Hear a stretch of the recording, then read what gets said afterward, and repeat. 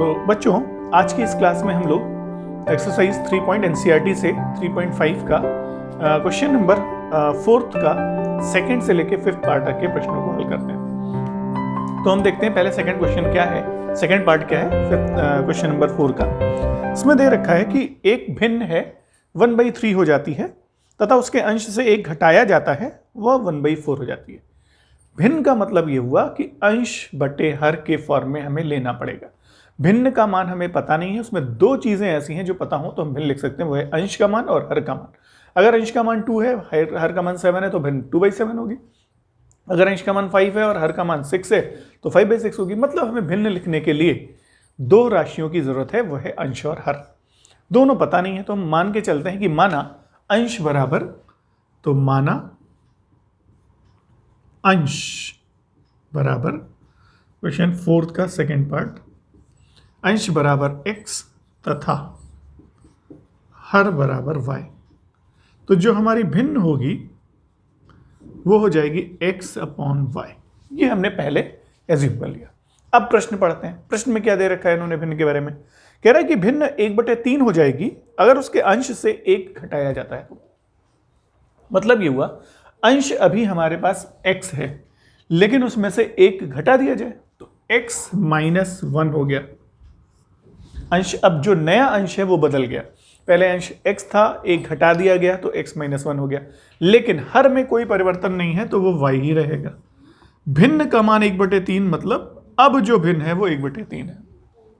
तो अब x, इसको सरल करने के लिए तिर्यक गुणा करते हैं, इसको इससे 3 × x 3x, -1 × 3 -3, y × 1 y। चर राशियों को एक तरफ कर लेते हैं, y को इधर ले आएंगे, कांस्टेंट को दाहिनी तरफ। पहला समीकरण बन गया। y बायां आएगा माइनस हो जाएगा, माइनस से दाहिने जाएगा प्लस होगा। स्थान जब भी हम लोग पक्ष में परिवर्तन करते हैं, पक्षांतर करते हैं, तो चिन्हों को बदल लेते हैं। प्लस है तो माइनस, माइनस है तो प्लस हो जाता है। हाँ, समीकरणों में चर राशियों को एक तरफ रख लेते हैं, कांस्टेंट को एक तरफ कर देते हैं। वो कर लिया हमने, पहला समीकरण बन गया। फिर क्या कह रहा है? कह रहा है कि अगर अंश से 1 घटाया जाता है तब तो 1/3 थी। अच्छा, अब अगर उसके अंश में उसके हर में 8 जोड़ दिया जाए तो अभी क्या करना है? अब अंश में कोई परिवर्तन नहीं करना है तो अंश रहेगा x। सेकंड जो शर्त उन्होंने दी, दूसरी शर्त, कि अब अंश को चेंज नहीं करना है, हर में 8 जोड़ देना है। तो पहले हर था y, 8 जुड़ गया y + 8, यानी जो नई भिन्न है वो x/y + 8। फिर ध्यान दीजिए, कह रहे हैं प्रश्न में कि हर में अगर 8 जोड़ दिया जाए तो अंश के बारे में कुछ नहीं कह रहे, मतलब अंश पुराना वाला ही रहेगा, ये वाला नहीं जो शुरू में था x। अंश x रहेगा बट हर में 8, हर y था, 8 ऐड करने। हमेशा शर्त पहले वाले शुरुआत वाली जो भिन्न स्टार्टिंग में लेके चल रहे हैं उसी पर शर्त लगी हुई है। तो x/y + 8। अब जो नई भिन्न बन रही है वो 1/4 बन जा रही है, ये रहा। अच्छा, अब इसमें भी तिर्यक गुणा लगा देते हैं। 4 का गुणा इधर 4x, y + 8 × 1 तो y + 8 ही आ जाएगा। अब चर राशि y है, इसको बाएं ले आते हैं तो 4x - y = 8। फिर वही बात, y का चिन्ह प्लस है, पक्षांतर करेंगे, माइनस राइट से लेफ्ट में ले आएंगे तो माइनस हो जाएगा, चिन्ह बदल कर माइनस कर दिया। अब हम अपने दोनों समीकरणों को जो हमें मिल चुके हैं, एक 3x - y = 3, दूसरा 4x - y = 8। अब आप देख सकते हैं इन दोनों समीकरणों में फिर हम एलिमिनेशन मेथड लगाने जा रहे हैं। रीजन यही है कि y के गुणांक बराबर हैं, -y, x के डिफरेंट। कोई भी एक चर राशि के गुणांक बराबर होने चाहिए। अगर नहीं है तो बनाते हैं, अगर है तो फिर बहुत अच्छी बात है। अब क्या करना है? दोनों का चिन्ह समान है तो घटाना पड़ेगा। तो ये माइनस और ये प्लस, ये माइनस, चिन्ह बदल जाता है सर नीचे वाले समीकरण का।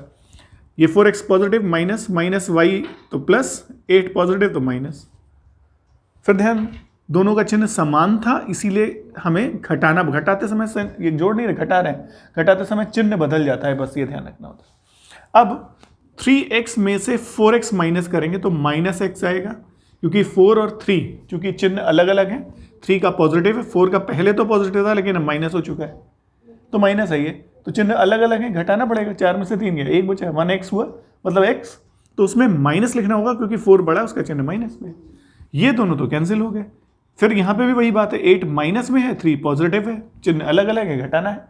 5 डिफरेंस है दोनों का, बट -5 लिखेंगे क्योंकि 8 बड़ा है, उसका चिन्ह माइनस है। चिन्ह दोनों तरफ से माइनस माइनस कट जाएगा। 5 x का मान हमें मिल गया 5।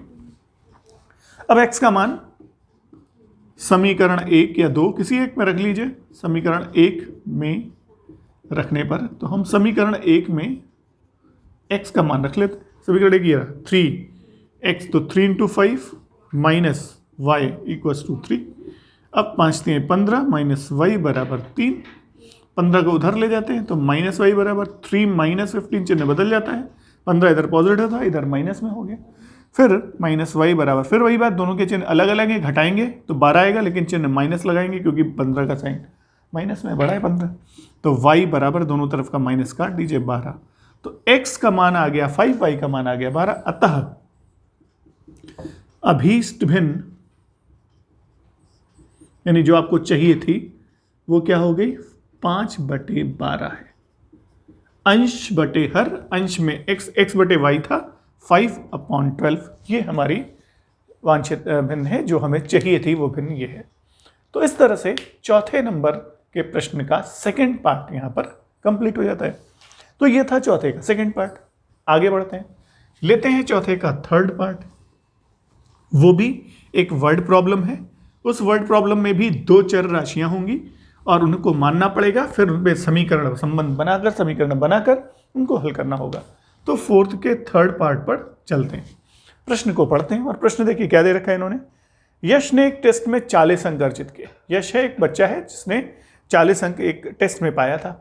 और है क्या उस प्रश्न का नियम, उस प्रश्न पत्र में क्या नियम था कि प्रत्येक सही उत्तर पर 3 अंक मिलेंगे, एक अशुद्ध उत्तर पर 1 अंक की कटौती की जाएगी। अब प्रश्न को, बात को समझिए कि अगर आपने प्रश्न को सही कर दिया तो +3 होगा, गलत कर दिया तो -1 हो जाएगा। मतलब ये हुआ कि अगर मान लीजिए आपने 2 प्रश्न हल किए, एक गलत था एक सही था, तो सही पर आपको 3 मिला, एक गलत पर -1 हो गया, तो आपके पास टोटल अब कितने नंबर बचे, 2। 2 प्रश्न थे, एक सही था एक गलत था, एक पे 3 मिला, एक और एक के लिए 1 कट गया, तो 3 में से 1 माइनस कर देंगे, 2 बचे। यानी आपको उस प्रश्न पत्र में 2 नंबर मिले होंगे। ऐसे ही अगर मान लीजिए प्रश्न पत्र में 10 प्रश्न थे, टोटल क्वेश्चन मान लेते हैं 10 है, 10 क्वेश्चन थे, जिसमें से आपने 8 सही किए, तो 8 सही के लिए आपको 8 त्रिक 24 नंबर मिल गए सीधे सीधे। लेकिन मान लीजिए 2 आपने गलत कर दिए, एक गलत पर -1 हुआ, 2 गलत पर 2 नंबर कटेंगे तो -2 हो गया। तो 24 मिला, 2 घटा, यानी आपको कुल कितने अंक मिल गए, 22। तो 10 प्रश्नों में 8 सही थे, 2 गलत थे, तो आपको 22 नंबर मिले। तो क्या कर रहे हैं हम लोग यहां पर कि जितने प्रश्न सही होंगे उसको 3 से गुणा कर दीजिए, उतना अंक आपको प्लस मिलेगा, और जितने गलत हैं उसको 1 से गुणा कर लीजिए। जैसे 1 माइनस हो रहा था तो 1 से गुणा, 10 क्वेश्चन गलत है तो -10 होगा, 5 क्वेश्चन गलत है तो -5 होगा, 2 क्वेश्चन गलत है तो -2। तो अगर 10 क्वेश्चन गलत है तो मतलब 1 से गुणा कर लिया, उतना नंबर कट गया। तो जितने गलत होंगे उसमें -1 से गुणा करके दोनों में डिफरेंस ले लेंगे, घटा देंगे, जो मिला जो कटा टोटल आपको पता चल जाएगा कितना हुआ।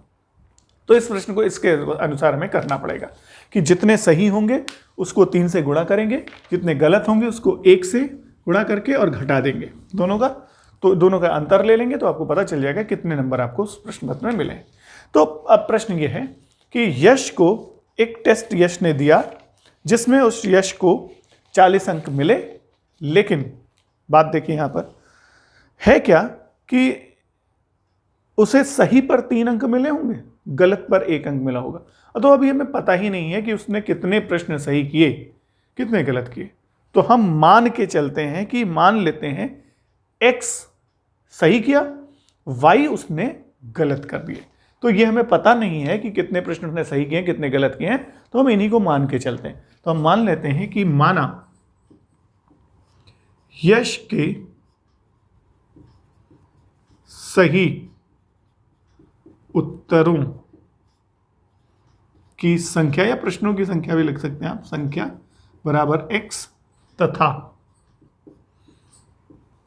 यश के गलत उत्तरों की संख्या बराबर y। ये मान लेते हैं कि मान लेते हैं उसने x सही किया था, y गलत किया था, तो टोटल प्रश्न कितने हो गए, x प्लस वाई ना, x सही y गलत, दोनों को जोड़ देंगे तो हमें टोटल प्रश्नों का नंबर मिल जाए। इसमें प्रश्न में यही पूछा है कि कुल कितने प्रश्न थे प्रश्न पत्र में, तो हमें x और y का मान निकाल के उनको जोड़ना पड़ेगा तो हम बता पाएंगे कितने प्रश्न थे, लेकिन अभी वो बाद में, पहले तो हमें x और y का मान निकालना है। लेकिन चूंकि दो चर राशियां हैं तो हमें दो समीकरण बनाने पड़ेंगे, तो कम से कम दो शर्तें जरूर दे रखी होंगी इन्होंने, तो शर्त पढ़ते हैं पहले। तो ये कह रहे थे कि सही पर 3 अंक, एक सही पर और एक गलत पर -1। तो अब आप देखिए यश को मिले थे 40 अंक। अब जरा देखते हैं इस तरह से, अगर उसने x उत्तर सही किए तो उसको कितने अंक मिले होंगे प्लस में, तो उसको मिले होंगे 3x। 1 पर 3 नंबर, 2 पर 3 दूनी 6, 3 पर 3 1 का 9, 4 पर 4 3 12, 5 पर 5 3 15, तो x पर 3x हो गया, गुणा करना है, x सही थे उसके, 3x नंबर मिला प्लस में। घटा कितना, एक प्रश्न गलत पर 1 अंक कटेगा, 2 पर 2 कटेगा, 3 पर 3 कटेगा, 4 पर 4, तो मतलब y पर y अंक कटेगा, तो 3x मिला, y घटा, तो उसको नेट यानी टोटल कितना मिला, 3x माइनस y। अब यही अंकों की संख्या दे रखी है, 40 मिला उसको, पहला समीकरण तैयार हो गया। तो हमने देखा कि यश को एक सही उत्तर पर 3 अंक मिल रहे थे, उसने x सही किया था तो 3x मिला, एक गलत पर एक कट रहा था, y गलत किया था तो y का अंक उसके माइनस हो गया, माइनस y हो गया, तो माइनस y हो गया, तो उसको नेट अंक कितने मिले, 3x माइनस y, और वो दे रखा है 40 आया था, वो 40 था। यहां तक सही कर लिया हमने, बना लिया पहला समीकरण। आगे बढ़ते, ये कह रहे हैं कि अगर ऐसा मान लीजिए नहीं होता है, अब होता क्या है कि यदि उसे सही उत्तर पर 4 अंक मिलते, तो मतलब सही उत्तरों की संख्या तो x ही रहेगी, वो बदलेगी नहीं, लेकिन एक पर पहले 3 मिल रहा था, अब 4 मिलने लगा, तो उसको टोटल मिला 4x। लेकिन गलत उत्तरों पर 2 अंक कट रहे हैं, मतलब एक प्रश्न गलत है तो 2 माइनस होगा, 2 गलत है तो 2 दूनी 4, माने 2 के गुणक में, तो y अगर गलत है तो 2y अंक उसके कट गए, तो मतलब माइनस हो गया, तो 4x माइनस 2y हो गया। अब उसको अंक मिल रहे हैं 50, तो उसको मिल गए 50 अंक। अब आप यहां पर रुक जाइए और आपके पास 2 ऑप्शन है, आप या तो इसको दूसरा समीकरण ले लीजिए, या फिर आप एक बात और ध्यान देख सकते हैं, 4 2 50 सब 2 से कटने वाले हैं, चाहे तो पूरे समीकरण को 2 से भाग दे दीजिएगा, ऐसा भी कर सकते हैं। तो हम मान लेते हैं कि इसको पहले, इसको दूसरा ही मान के चलते हैं। अब हमें इसको हल करना है, तो हमने क्या देखा, गुणांकों वाला हम मेथड यानी एलिमिनेशन मेथड यूज कर रहे हैं, तो उसके लिए देखिए गुणांक बराबर होने चाहिए, ये 3 है, ये 4 है, बराबर नहीं है, y के गुणांक भी बराबर नहीं है, तो हम क्या करते हैं, अब आप चाहें तो x के गुणांकों को बराबर बनाइए, या y हमें आसान लग रहा है, कैसे लग रहा है, ये 2 गुणांक है, यहां y के साथ 1 है, तो हम सिंपली क्या करें, इसको 2 बनाने के लिए समीकरण को 2 से गुणा कर दें 1 को, तो क्या होगा, y का गुणांक 2y हो जाएगा और नीचे भी 2y है, दोनों गुणांक बराबर ही तो बनाना था। फिर चिन्ह दोनों के समान है तो घटाते हैं, अलग अलग होते हैं तो जोड़ते हैं, तो हम इसमें क्या लिखेंगे कि 2 गुणे समीकरण 1 और माइनस समीकरण 2। आप शब्दों में भी लिख सकते हैं कि समीकरण 1 को 2 से गुणा करके समीकरण 2 को उसमें घटाने पर, ऐसा भी लिख सकते हैं, बट ऐसे लिख लीजिए बेटर है।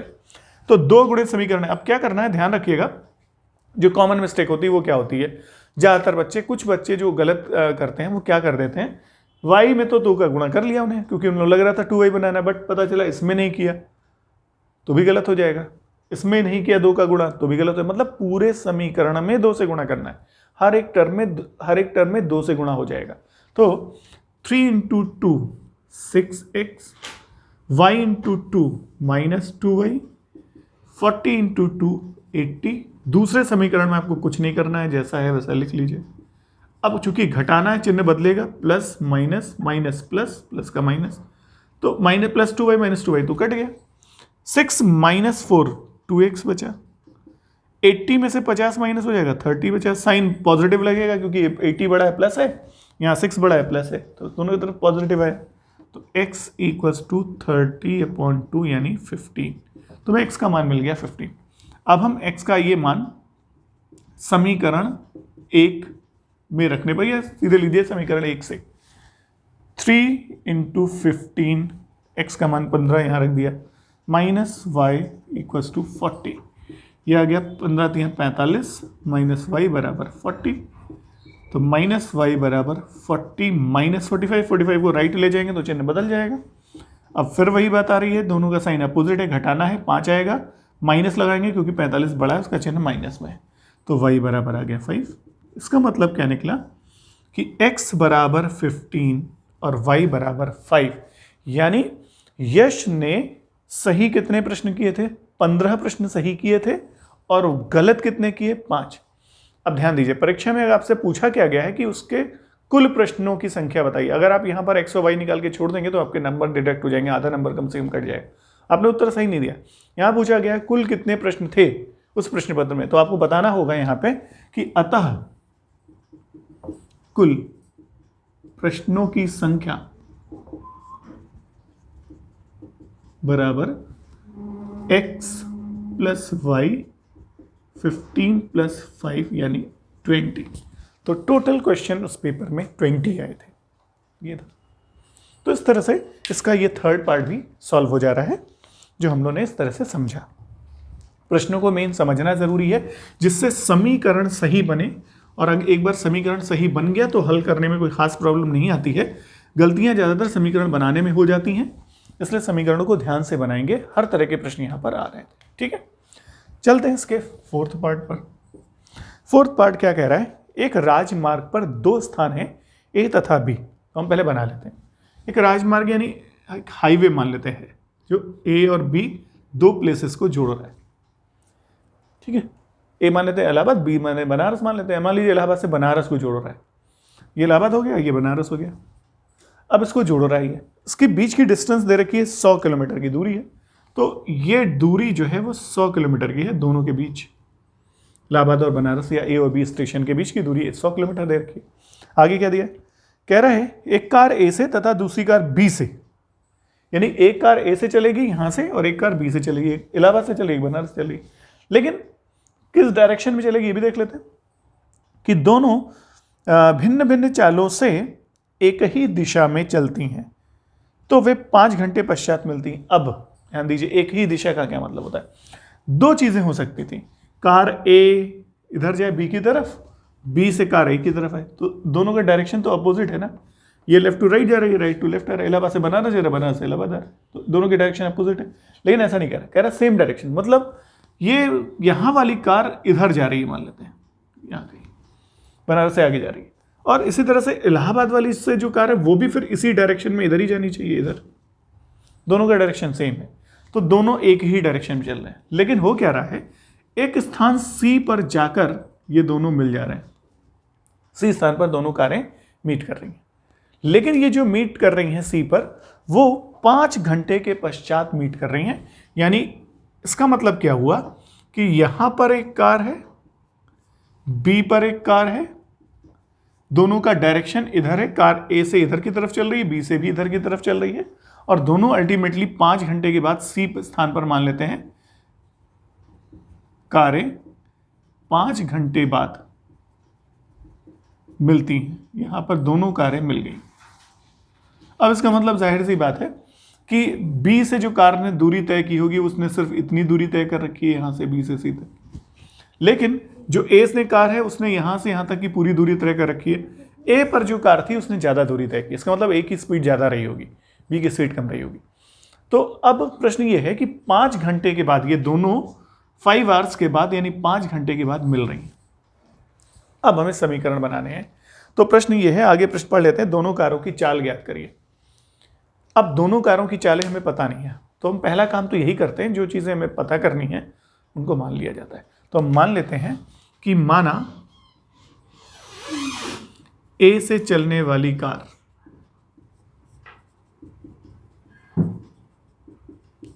की चाल बराबर x किलोमीटर प्रति घंटा पर आवर, तथा बी से चलने वाली कार की चाल बराबर y किलोमीटर प्रति घंटा। यानी यहां वाली car x kilometre per hour की स्पीड से जा रही है, यहां वाली car y kilometre per hour की स्पीड से जा रही है। अब बात ध्यान दीजिए, हुआ क्या है, कार ए से जो कार चली है ए से, वो सी तक पहुंची है 5 घंटे में। तो उस 5 घंटे के दौरान उसने दूरी क्या तय की होगी? तो AC दूरी उसने तय की, यहां से यहां तक की दूरी उसने कितने घंटे में तय कर रखी है? 5 घंटे में। तो 5 घंटे में इसके द्वारा जो चली गई दूरी है वो है AC। तो कार A द्वारा 5 घंटे में चली गई दूरी, तो ये बराबर AC है। और AC बराबर क्या होगी? देखिए, दूरी बराबर होता है चाल गुणे समय। यानी इस पूरे प्रश्न में हमें इस सूत्र का प्रयोग करना है कि दूरी बराबर चाल गुणे समय। तो अगर हमें AC दूरी निकालनी है तो हमें कार A यहां से A से चल रही थी, तो कार A की स्पीड चाहिए। उसकी स्पीड है x किलोमीटर प्रति घंटे। कितने घंटे बाद यहां मिल रही है? 5 घंटे। तो 5 घंटे में, यानी 1 घंटे में अगर वो x किलोमीटर चल रही है कार A से चलने वाली कार, तो 5 घंटे में कितनी दूरी तय करेगी? तो चाल गुणे समय। चाल है x, समय है 5, तो 5x ये इसकी दूरी होगी। यानी यहां से यहां तक 5x की दूरी होगी। आते हैं B पर। कार B द्वारा 5 घंटे में चली गई दूरी। अच्छा, B से जो कार चली थी वो भी तो 5 घंटे बाद ही मिली है, तो 5 घंटे में उसकी दूरी क्या है? उसकी दूरी BC है, तो वो BC दूरी हो जाएगी। चित्र के अनुसार देखिए डायग्राम से, तो जो कार B से चली थी वो 5 घंटे में BC दूरी तय करके पहुंची C पर। जो कार A से चली थी वो 5 घंटे में AC दूरी तय करके पहुंची है, तो इसकी दूरी होगी BC। अब BC कैसे निकालेंगे?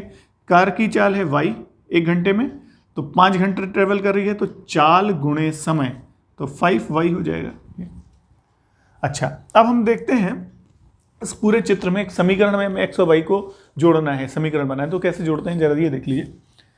AB प्लस BC, चित्र के अनुसार AB प्लस BC बराबर AC आना चाहिए। AB प्लस BC बराबर AC। अच्छा, AB का मान है 100 प्लस BC का मान आ गया है 5y, ये आया है 5y, इतनी दूरी, तो हो गया 5y। AC का मान आया है 5x। अब आप 5y को दाहिने ले जाइए, 5x माइनस 5y बराबर 100।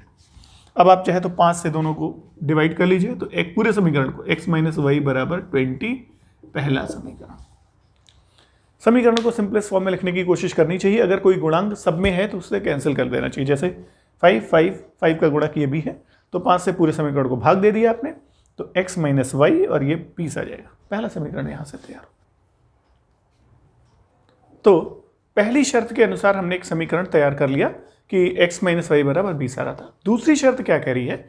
ये कह रहे हैं कि अगर ये दोनों विपरीत दिशाओं में चलती हैं तो 1 घंटे के बाद मिलती हैं। विपरीत दिशाओं का मतलब हुआ A से B की तरफ चलना है। A और B दो स्थान थे, कार एक यहां से इधर चली, दूसरी कार B से अपोजिट डायरेक्शन में। विपरीत दिशाएं ये हुई, A से कार इधर जाएगी B की तरफ, B से कार A की तरफ आएगी।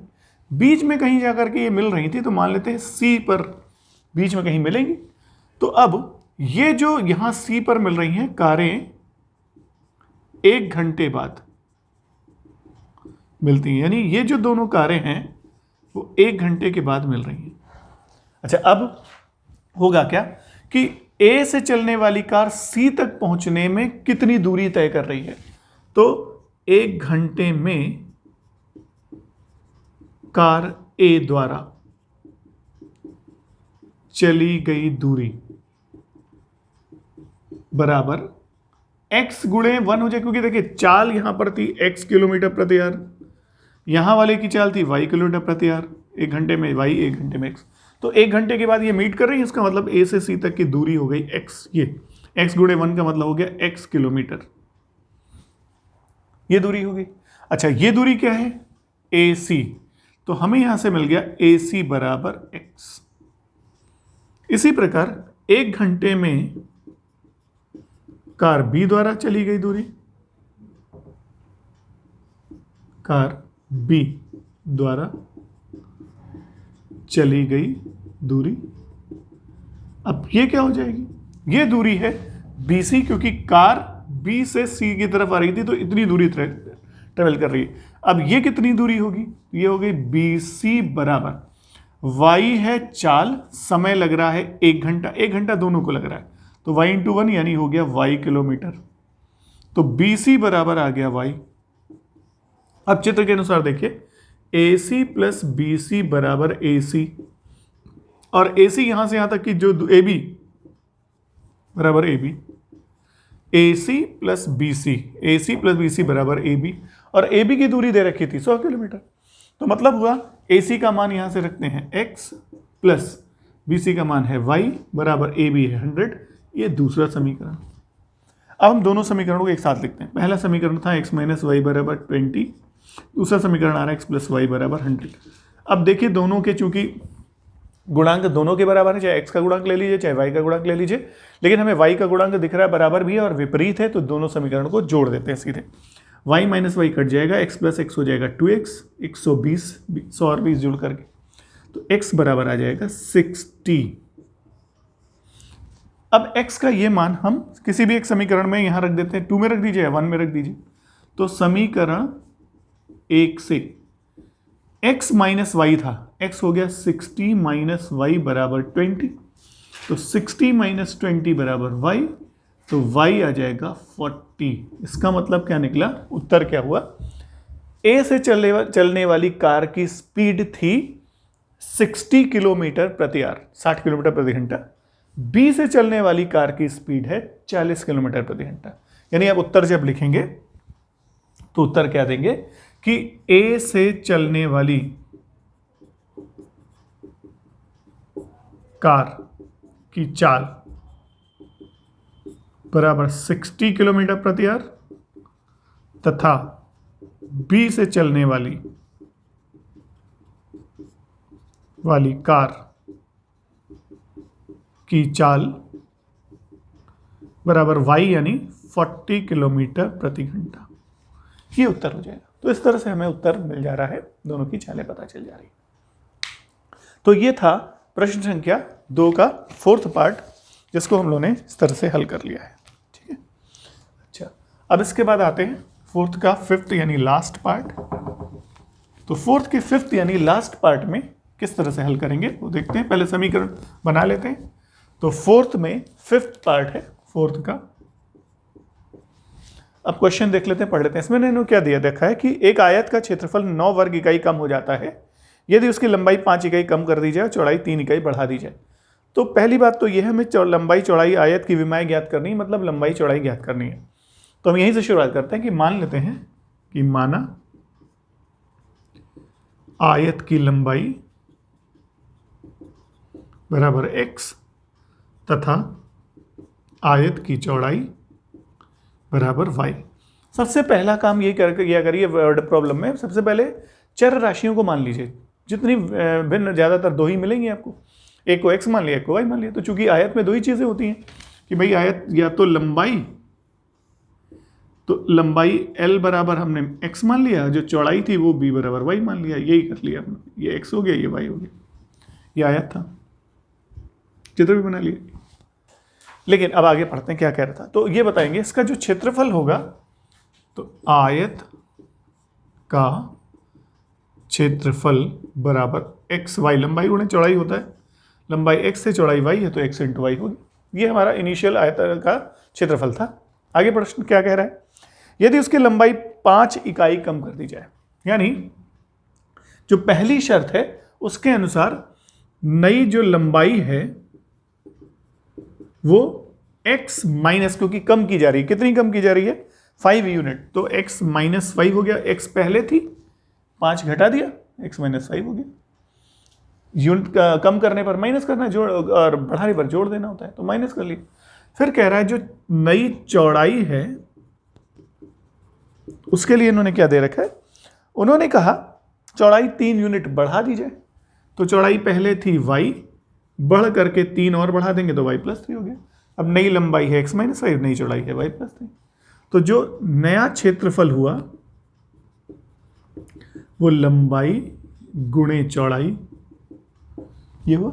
अब गुणा कर लेते हैं, x गुणे y एक्स वाई हो जाएगा, x का गुणा 3 से plus 3x minus 5y minus 5 और 3 का गुणा माइनस 15, ये हो गया। तो ये हमें मिल गया नया क्षेत्रफल। अब उत्तर के प्रश्न में क्या कह रहा है कि उसका क्षेत्रफल 9 वर्ग इकाई कम हो जाता है। तो जो पहले क्षेत्रफल था वो ज़्यादा था, जो बाद में क्षेत्रफल आ रहा है वो कम हो गया। वो कितने यूनिट कम हो गया? 9 यूनिट कम हो गया। इसका मतलब जो प्रारंभिक क्षेत्रफल था xy, उसमें से जो नया क्षेत्रफल है अगर उसको घटा दिया जाता है तो उत्तर आना चाहिए 9, क्योंकि 9 यूनिट कम हो गया, मतलब पहले ज़्यादा था 9। तो पहले वाले क्षेत्रफल में से नए वाले क्षेत्रफल को माइनस करेंगे, डिफरेंस 9 आना चाहिए। अच्छा, ब्रैकेट ओपन करते हैं। ब्रैकेट ओपन करते हैं तो आपको पता है सबका अगर बाहर माइनस लगा है तो सबका साइन चेंज कर देते हैं। तो माइनस xy प्लस था तो माइनस 3x, प्लस माइनस था तो प्लस हो जाएगा, ये प्लस 15 इक्वल्स टू 9। चिन्ह सबका बदल दीजिए, xy माइनस xy कट गया, आ गया माइनस 3x प्लस 5y, 15 को उधर ले जाइए, 9 माइनस 15 तो minus 3x plus 5y equals to minus 6, समीकरण 1। आप ऐसे ही छोड़ दीजिए, माइनस में रहने दीजिए, कोई दिक्कत नहीं, x का कोएफिशिएंट माइनस 3x है। ये पहला समीकरण हमें यहाँ से मिल गया। तो ये पहली शर्त थी, पहली शर्त के अकॉर्डिंग हमें पहला समीकरण यहाँ से ये मिल रहा है। अब जरा दूसरी शर्त देखते हैं कि दोबारा दूसरी शर्त के अनुसार का दूसरा समीकरण क्या बनेगा। आगे ये कहता है प्रश्न, यदि लंबाई को 3 यूनिट और चौड़ाई को 2 यूनिट बढ़ा लिया जाए, मैंने दोनों बढ़ाना है, तो अब जो नई लंबाई है वो पहले x थी तो 2 बढ़ गया, यानी x प्लस 2, नई लंबाई x प्लस 2 हो गई। चौड़ाई भी 2 यूनिट, सॉरी नई लंबाई 3 यूनिट तो x प्लस 3। नई चौड़ाई है वो 2 यूनिट बढ़ा लिया तो y था पहले, 2 और बढ़ा लिया, y प्लस 2 हो गया। तो लंबाई 3 यूनिट बढ़ी तो x प्लस 3, चौड़ाई 2 यूनिट कम बढ़ी तो y प्लस 2। दोनों बढ़ाना है, बट एक को 3 यूनिट लंबाई को, चौड़ाई को 2 यूनिट बढ़ाना है। पहले लंबाई x थी, पहले वाले में ही बढ़ाना है, इस वाले में नहीं। तो x में 3, x प्लस 3, y में 2, y प्लस 2। अब जो नया क्षेत्रफल है, बराबर नई लंबाई x प्लस 3, नई चौड़ाई y प्लस 2। अच्छा, इसको सरल कर लेते हैं, x into y x y हो जाएगा प्लस 2x, फिर 3y और 3 टू द 6, तो ये आ गया नया क्षेत्रफल। अब ये जो क्षेत्रफल आ रहा है वो बढ़ करके आ रहा है, ज़्यादा है। तो अब ज़्यादा में से जो पुराना क्षेत्रफल था वो था xy का अंतर देखें तो 67 आ रहा है, क्योंकि कहा जा रहा है कि इस कंडीशन में अगर लंबाई 3 यूनिट बढ़ा रहे हैं, आप चौड़ाई को 2 यूनिट बढ़ा रहे हैं, तो जो नया क्षेत्रफल है वो 67 यूनिट 67 यूनिट बढ़ करके आता है।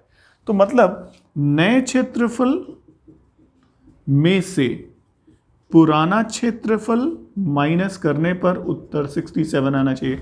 67 का दोनों में डिफरेंस आ रहा था, xy माइनस xy कट जाएगा, 2x प्लस 3y, 6 को दाहिने ले जाइए, माइनस 6 हो जाएगा, तो 2x plus 3y equals to 61, समीकरण नंबर 2। 2 समीकरण हमें यहाँ पर मिल गए। अब इन दोनों को हल कर लेना है, तो हल करने के लिए पहले दोनों समीकरण को यहाँ लिख लेते हैं। माइनस 3x प्लस 5y बराबर माइनस 6, पहला समीकरण। दूसरा 2x प्लस 3y बराबर 6, 61, ये आ रहा है दूसरा। अब यहाँ पर देखते हैं, हम एलिमिनेशन मेथड यूज़ करते आ रहे हैं, विलोपन विधि यूज़ करते आ रहे हैं, यहाँ पर भी वही यूज़ करते हैं। x का गुणांक 3 है, y का गुणांक 2 है, माइनस अभी बाद में ध्यान देंगे, पहले नंबर देख लेते हैं। 3 और 2 है तो अपोजिट, इस 2 से समीकरण 1 को गुणा कर देंगे तो ये 6 हो जाएगा, और 3 से इसमें गुणा करेंगे, उल्टा लेते हैं तो ये 6 हो जाएगा, दोनों के गुणांक बराबर हो जाएंगे। तो हम पहले गुणा करके लिख लेते हैं, माइनस 6x प्लस 10y बराबर माइनस 12। 2 से तीनों को गुणा करके लिख दिया, 3 से पूरे को गुणा करते हैं, 6x प्लस 9y बराबर 3 कम 6 घटार 183। अच्छा, जोड़ना पड़ेगा आपको, इनको जोड़ना इसलिए क्योंकि दोनों का साइन डिफरेंट है। तो minus 6x plus 6x cut गया, ये आ गया 19y बराबर 171।